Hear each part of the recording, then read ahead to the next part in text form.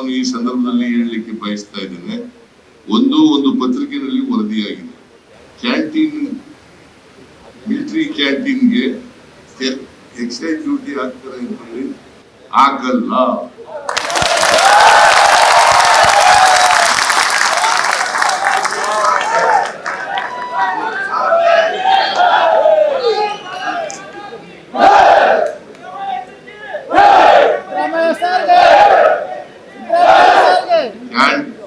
Army ಕ್ಯಾಂಟೀನ್ಗೆ excise duty ಹಾಕಲ್ಲ.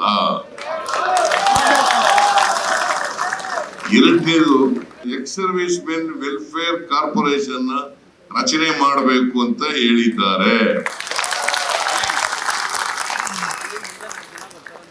ಅದನ್ನು ನಮ್ಮ ಸರ್ಕಾರ ರಚನೆ ಮಾಡಲಿಕ್ಕೆ ಎಲ್ಲ ಪ್ರಯತ್ನಗಳನ್ನು ಕೂಡ ಮಾಡುತ್ತೇವೆ.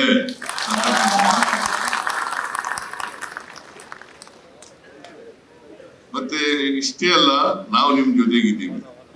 ನೀವೆಲ್ಲ ದೇಶ ಜೊತೆಗಿದ್ದೀರಿ, ನಾವು ನಿಮ್ ಜೊತೆಗಿದ್ದೀವಿ.